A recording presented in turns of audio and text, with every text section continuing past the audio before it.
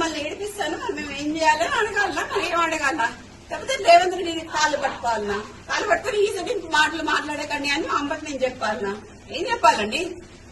చాలా బాధాకరంగా ఉందండి నేను మాట్లాడడానికి, ఇట్లాంటి మాటలు మాట్లాడడం నిజంగా చాలా బాధాకరంగా ఉంది. ఎందుకంటే మా అమ్మ ఫైర్ బ్రాండ్ అండి, ఫైర్ బ్రాండ్ అయ్యి ఉండి ఇవాళ తను ఎన్నిసార్లు కంటతడి పెట్టిందో నాకు తెలుసు, డాక్టర్ గా నాకు తెలుసు.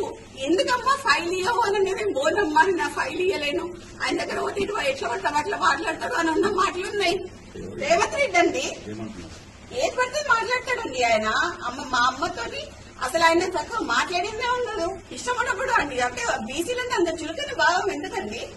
ఒక మీటింగ్ జరిగిందండి ఢిల్లీలో, ఇది ఇప్పటివరకు బయటికి రాలేదు, నేను ఇవాళ చెప్పదలుచుకున్నా.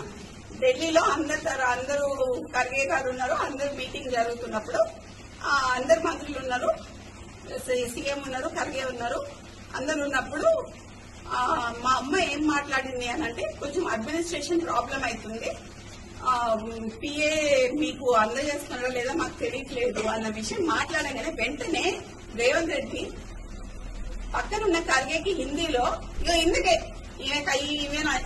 ఇంటికి రానియా, ఏమనంటే ఏదో ఒకటి చెప్తుంది, ఒక 10 పిటిషన్లు పట్టుకొని వస్తుంది, 10 పనులు పట్టుకొని వస్తుంది, ఈ పని చేయంటది, ఆ పని చేయంటది, ఈ పని చేయంటది. మరి ఏడికి పోవాలండి?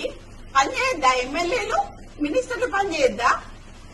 మా అమ్మ ఆ రోజు ఏడ్చిందండి, ఆ రోజు ఢిల్లీలో ఏడుస్తున్నా, అప్పటికప్పుడు పోయినా ఢిల్లీకి ఫోన్ చేసి ఏడుస్తే అప్పటికప్పుడు పోయినా. ఇప్పుడు జ్యోతి ఎవరున్నారు అక్కడ? జ్యోతి అది పిలిపిస్తారు జ్యోతి. ఆ రోజు ఢిల్లీలో అమ్మ ఏడ్చిందా? దేని గురించి ఏడ్చింది? ఏడ్చిందా?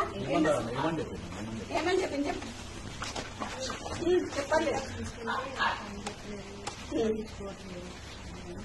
గట్టి చెప్పమ్మా, కొంచెం లోడ్గా చెప్పాలి, ఇంకా గట్టి చెప్పు. మా మేడం గారు పేపర్స్ అవి తీసుకెళ్తారు కదండి, పిటిషన్స్ తీసుకెళ్తారు కదా, పట్టించుకోరు. నేను అందుకనే పట్టించుకోను అని గట్టిగా హార్ష్ గా మాట్లాడిండాను.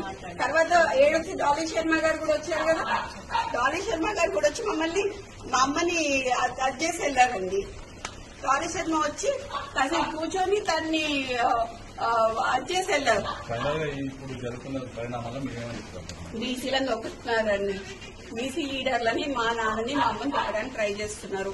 ఇప్పుడు ఎక్స్ట్రాక్షన్ కేసు అని చెప్తున్నారు, ఎక్స్ట్రాక్షన్ కేసు అని చెప్పి వినిపిస్తాలని అంటగడుతున్నారు. ఈ అంటగట్టుడు ఏదో మా నాన్నకి ఆర్మ్స్ యాక్ట్ కింద మా నాన్నని తీసుకొద్దామని ట్రై చేస్తున్నారు, నాకు డౌట్.